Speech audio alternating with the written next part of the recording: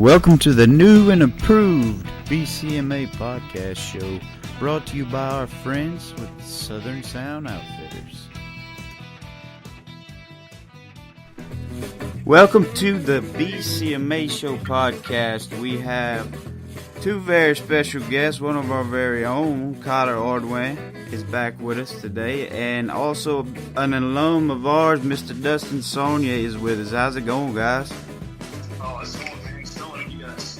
Yeah, it's going, man. It's a beautiful day out here in God's country. Amen, brother. Amen to that. Now, I know, Dustin, we did a interview with you back in late December whenever you dropped Drinking Alone, and that's been doing, it had major success, and we talked about that. But you mentioned in that past interview about the record you guys were putting out, and it's here. It's coming. It's coming tomorrow. It's come. It has come, and it is called Between the Stones and Jones. And if that don't make you just want to buy it, I don't know what doesn't. Well, I mean, it just explains what I am, man. I love country music, but I'm a rocker at heart, man. And this new record that's what it's about. It's got some rockin' stuff. It's got some honky-tonk stuff. It's got a disco country song on it. I mean, hell, we kind of covered the spectrum, you know what I mean? Yeah. No, dude. Well, man, I mean, it's a 14-song record, and it includes Drinking Alone, the single you put out. It's available now for pre-order on iTunes, but it's also available everywhere tomorrow. Am I correct? May 25th. The hard copies actually just came in about an hour ago. I got a text message from UPS saying they delivered it, so I'm trying to finish up with my meetings and head over there and make sure everything's there, But like I said, right now it's available for pre-order on iTunes, Google Play at a discounted price. So it's kind of one of those things where I can get this for cheaper than I would normally get it, Yeah. There you go. Hey, Dustin, throwing in there, what I've been pushing on the album, man, help me out with it. What's your goal with this album release, this pre-order? What are you trying to do, man? And maybe this could help out and push a little bit further for what we're trying. Well, what I try to do with records is I try to put out timeless music. I try to put out music that in 20 years you're going to listen back and do, that's a good song.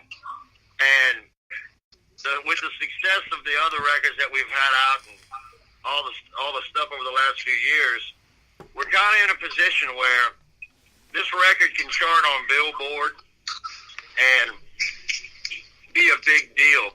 And I want this whole thing to prove that you don't need a record label behind you. You don't need a whole bunch of money. You just need some friends and some fans and a little can-do American attitude, and you can get stuff done on your own if you have a little hustle in you. And I want to do this for underdogs everywhere. All these artists that are coming up, especially in our area, man, we've had a boom of country artists in the last few years.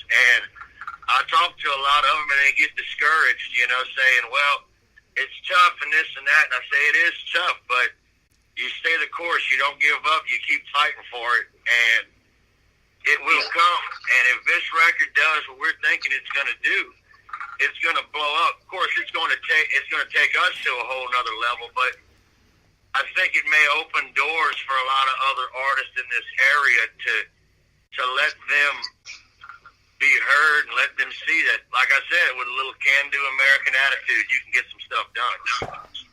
Well, that's absolutely, man. Hashtag underdog, like you was telling me that night. What got me hooked on this album was that night sitting at Blue Martini with you guys and walking to Lake Charles and heard that song y'all done with the last set of y'all's album, the what is it, Missing Mississippi? Yeah. Man, and after that was over, you walked over to me and said, "Man, we're about to beat Eric Church at his own game." And I was sold 100% as to what this vision is for you, and so far it's working. It is, man, and I'm really proud of the product that we've put out, and I think that we're at a point in my career where we have a pretty large fan base, and I want to grow it even more.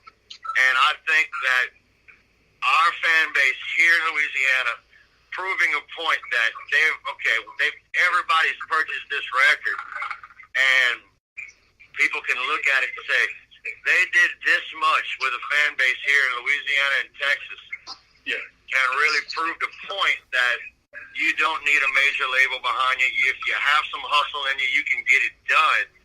I think it's going to grow the fan base even more. I had a message from a guy up in Kentucky, and he said, "Man, I just saw you post your link on I forget what it was, one of the big music outlet websites." He says, "You posted your link on there." He says, "I listen to your music on YouTube." He says, "I'm a fan, man." I said, "Well, I appreciate it, man." See, somebody that would have never heard the music, they heard it because I am being shameless and posting my link to my music on everything. Yes, you do. Yes. If you look at Dustin's page, everywhere on it is a link to his Spotify account. No matter what the comment is, it's Dustin Sonnier's Spotify account, and it's working for you, man. Keep it up. It's just a new form of marketing that we've come up with, and it's not some people's bag. They say I should be ashamed of not of posting myself on everything, but you know what? Hey, man, I'm out here trying to show people this is my kind of country music. This is what I do. Check it out. If you like it, great. If you don't, oh well. Well, it's not going to be for everybody. Dustin, we know, we obviously support a lot of the Texas country artists, and they pretty much wrote the book on a lot of those guys, how to do what you're explaining and make it without a big, label behind you. And I know you have a lot of fans in the Texas country, and even had good response on Texas radio charts with Drinking Alone, and have some very good friends that are great artists out of there, such as Josh Ward and Randall King, and the list goes on. Is that the type? I ultimately hope we can, as Louisiana, have the same type of music family as that Texas scene, and I think that's something important too. So can you kind of relate to how those guys do it, and how they do things to the listeners that may be, artists up and coming around this area, of how it changes whenever you come together as an artist and you push yourself, push others, and just kind of like that Texas country scene? Well, it showed me that they all stick together. It's kind of an issue down here in Louisiana. It's a competition, and it's not. We all have different styles of music, and we can all work together to better a scene, to have a music scene again here in Louisiana, where people from everywhere are going to come down here to hear our brand of country music or whatever, and that's the thing that I think a lot of artists around here need to work on. We need to kind of band together and cause and make some noise to where people want to come out here and listen to us. I 100% agree with you, man, and you've been a very good advocate for that. You're your own promoter, and you're a damn good promoter. Hell, damn, almost better than me, and I'm promoting all these other artists. But you are a great promoter of your music throughout, everywhere, and that's a big help and a big thing for Louisiana artists, man. Because you go to Texas, and you mentioned Dustin Sonnier, they immediately know. And there's a lot of guys and girls up and coming now that are trying to go down that same path and getting there. And I honestly believe, in Collar, we'll get your opinion. I believe this record right here will be a top 5 on iTunes, period. I'm hoping. We're hoping that we can, at least go top 5 on iTunes, but on a bigger scale, we're hoping that we can get this thing top 40 Billboard out for house sales. I believe it. I believe that will happen, man. If we do that, it's a game changer not only for me, but for everybody around here that's playing country music and trying to come up and do this thing. That, like I said, it shows you that you can do it if you put your mind to it. And, for lack of a better word, you get out there and you bust your ass and get it done. Yeah. Well, Dustin, let me say this. So I know back when you started playing music, many moons ago, man. Say when you're growing up, 20, 25 years ago, you have bands such as River Road and Kip Sonnier and all these other great local artists in the area. And then the times change, and now it comes down to, people's going out to Cowboys and all these other places to see Dustin Sonnier. What impact do you want to leave for kids, for your kids, and for other kids that are growing up to be aspiring musicians? What impact do you want to leave for them, like some of the artists left for us growing up? Like I said, I want to make timeless music to where in 20 years, when some kid that comes up finds out, hey, I grew up down the road from where this guy lives, and they hear it and they do, that's a good song, I want, people in years to come to say, they put some time and effort into what they did because it's good, and it was good back then, it's good now, and fingers crossed that happens. We really try to put the best product we can out. Yeah. And that's why it's taken us so long. Granted, there's 14 songs on the record, but it's just a thing where you want to leave a lasting impression where, it's not Dustin Sonnier the person, it's Dustin Sonnier the artist, where they go back and listen to the music. They don't have to think about me, they think about the music.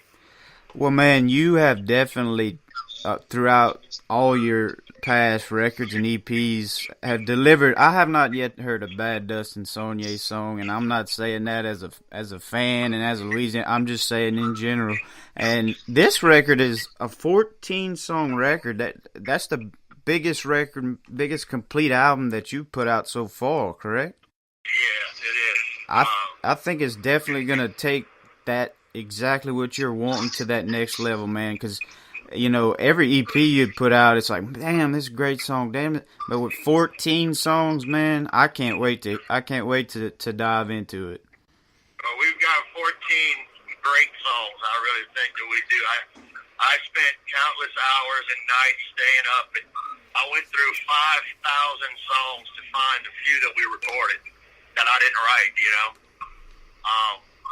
So we're really expecting it to do well, and we're, fingers crossed, man, fingers crossed. Yeah. Well, hey, Dustin, kind of throwing it away from the album for a second. I just want to get a little personal here. For the people that's listening, that's gonna be listening to this, man, you got to have some fun road stories, man. What's the best road story that you can remember from when you started playing music with Dustin Sonnier as a band? What's one of the best road stories you can remember, whether it's a bar, a person, a band, whatever it may be, just something out there that... There's so many, it's just I can't tell a lot of those stories. There's just, we played a place out in Texas one night, and they had these guys come up with this gigantic inflatable rooster. And they want us to sign it and this and that. And of course, I'm got 4 or 5 people pulling at me at one time trying to talk to me and this and that, and I'm having trouble getting it done. So I'm trying to sign this inflatable rooster, right?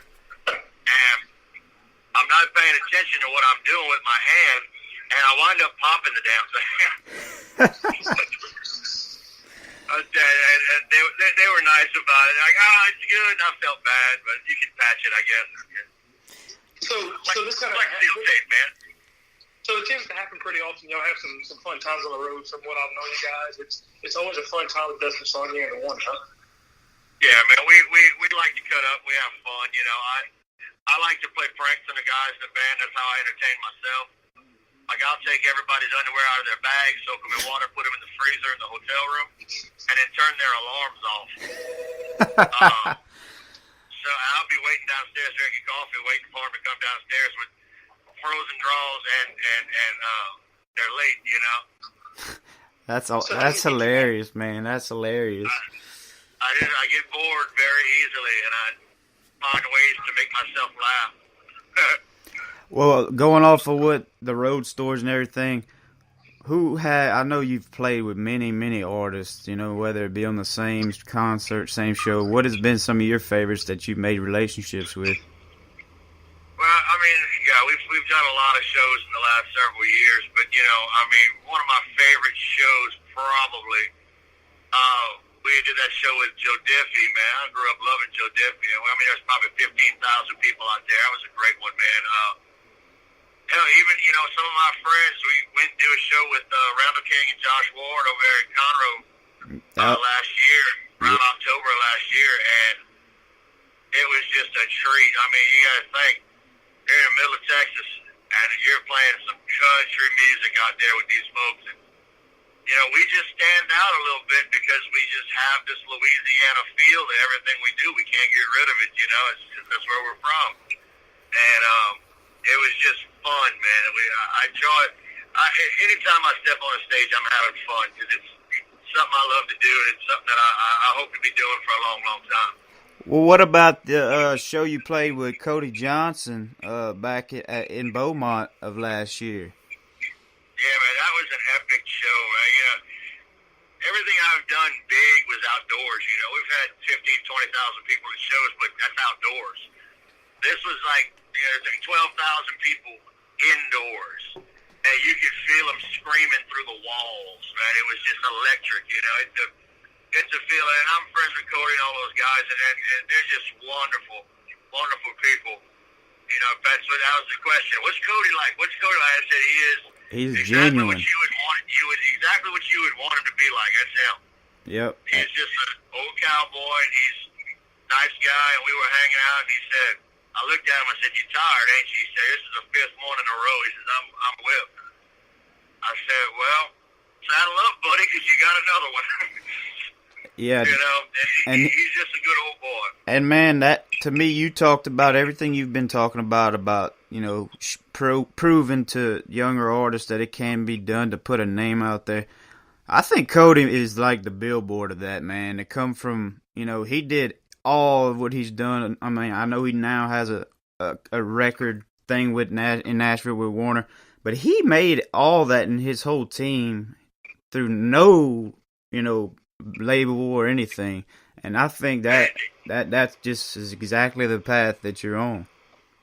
And I'm kind of trying to follow that same path, man, because it was brilliant the way he did it. He was making so much money in Texas. When they came up to him and offered him a deal, he said, "No, it's all right. I'm making more money in Texas." Well, a few years later, they come back and they tripled the offer, and he took it because, hell, that's a lot of money you can make by doing the same thing you've always been doing,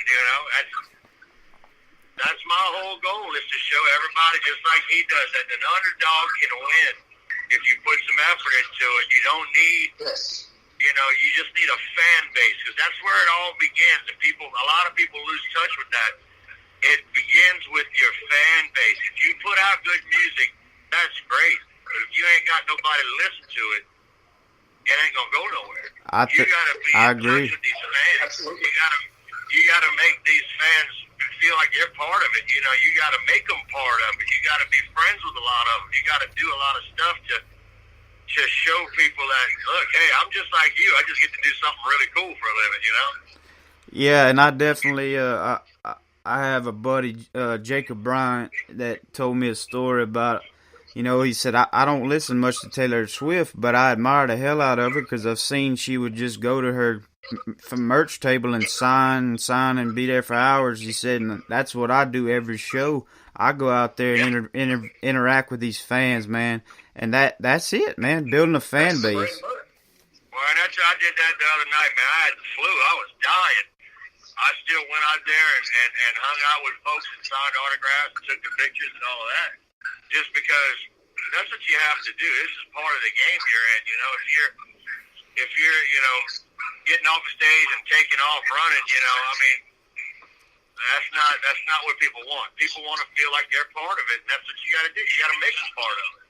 Yeah. And you do a great job at that as interactions with fans, man. I sit back and watch. I mean, every time I go to a show, the fans love you. You interact with them. You get in, and hell, you do shots with them. Whatever it may be, the fans know that Dustin Sonnier is there. They know, you're a boy from Vatican, Louisiana. They know you care about them, and it shows. It really does. And that's my thing, man. I do this. Yeah, I do this for the money, and I do this for the fun of it because I love it. But the fact is, I really put out music, and I play music and all of those things for the fans. I do this for people to, possibly one day somebody can relate to something that I'm saying. in a song, they relate to it, and they can feel different about something. If they're having a terrible day and one of my songs helps them through that, that's what you do it for, man. You know, it's about helping people. It's about, you know, leaving a lasting impression. I might not change the world, but I'm going to leave a scar, I promise you. Amen to that. And man, look, I'm looking at some of the songs on the CDs, and there's one song that stands out to me in particular that I've heard you sing several times at live shows acoustically. Explain the story behind Deer Hunting. That to me is the best song on the album. So the Deer Hunting song, how did that come about? Man, I wrote that song a few years back with my buddy Keith Blair. He came over one morning, bright and early, and he's like, "Hey man, I got an idea. We need to write a song." And his idea, we wrote the song, and then I said, "All right, well, I got an idea." And I came up with this idea about deer hunting two-legged deer. And I never heard it put that way. So we finally sat down and put a pot of coffee on, and we started writing it. And Keith came up with that first line. And I said, "All right, I love what we're going with." We kept on writing. He had to go to an appointment that he had. And he says, "Well, what are you going to finish it without me?" I said, "I'm going to do my best, all right?" So I went outside. I got a big pool with some grottos outside. And I went sit out by there, started writing, and came up with the chorus of the thing. And it's just really a fun song. We wrote it kind of with the idea of pitching it to Brad Paisley in mind. I figured Paisley would do great with it because that's his kind of stuff, you know. And Right up the alley. We decided to cut it, and I said, "Well, we can still pitch it to him. I'm just going to put it on this record." Man, I love the stories of how Dustin Sonnier writes songs. I remember in past interviews, one you mentioned wrote on your mama's porch. The other one, you drinking alone, you said I wrote this in the parking lot of a Mexican restaurant. I mean, Yeah. this guy is doing it. Man, let's talk about close out on some upcoming shows. You are a hell of a performer.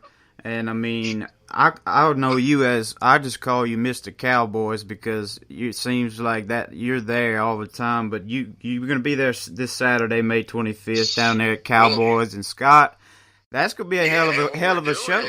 We've just decided today we're turning into a city police party, man. We're going to be out there because the copies of the record came in a little while ago. So I said, "Hell, let's just do it this Saturday." So we're trying to scavenge that together, get as much people as we can to get out there and be there for this CD release party. I've got some radio stations coming and all that good stuff, and it's looking really good. So we're gonna do this big old CD release party at Cowboys, and I think it's gonna be a big old show. And then we're doing our Texas kind of CD release party Sunday. We got to play in Bandera, Texas. Yeah, I was about to mention, you go directly from Scott all the way, then Sunday you're playing at the 11th Street Cowboy Bar in Bandera, man. Just rolling all over the map. Yeah, man, they're keeping me busy, and that's a good thing. Yep. Well, man, I know I'm going to try, maybe me and Collar can hit up and get Bayou Country down there at Cowboys this weekend to be, maybe do a little live thing and show the release party and the songs and stuff, because I know that's a great venue and it's going to be packed. It always is when you go, but now with this new record out, man, I don't know if they'll be able to hold all the people. I hope not. It'd be really nice if they could. Well, hey, one more question before I got to get out of here. I know we take up a lot of your time, Dustin, but in the life of Dustin Sonnier, what's one thing that hasn't been done yet that's coming up in the near future? Rather it's, music, personal, is it skydiving, whatever it may be. What's one thing that Dustin Sonnier wants to accomplish in the next 5 years after putting out this album? I tell you, man, the one thing I want to accomplish in this, in my life is to constantly put out new music. That's one of my things that I find that a lot of artists around here, they don't do enough. They don't put out enough new music. Yeah. they keep doing the same thing. What's that? You have any venues in mind that you've never played that's on your bucket list to play before Dustin Sonnier calls it quit? I mean, is there anything, any certain venue that you enjoy playing more than others, or anything like that? Or? Well, as a country artist, I want to play the Opry. Well, hell yeah, that would be, hey, honestly, man, I think you're on that route with this album and taking off, and you got friends in high places, you know, with a lot of people, so I don't see that as being something that can't be accomplished. I made the joke the other day. Eric Church has a song out about 4 years ago called "Country Music Jesus," and Dustin, you're the country music Jesus that's come and save us from. I don't know if I'm that. They say Jesus was perfect, and I'm far from that. I'm quite the opposite, but I'm gonna do my best to do my part in doing traditional country music and doing the kind of country that I grew up on and that I love, and I'm gonna do my part as long as I can to have people that like traditional style country music. I want them to be able to hear that.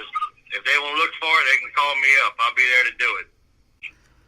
Well, man, we appreciate your time. We know you busier than ever right now. Can't wait for the new record to officially drop tomorrow.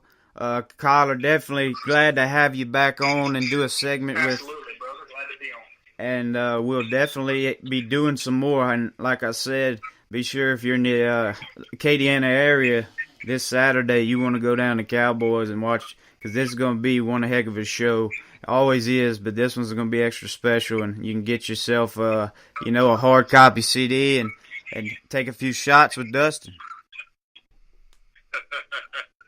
And also, real quick, if you can't make it out of the show at Cowboys this weekend, you can also go to iTunes.com and pre-order the Between the Stones and the Jones album.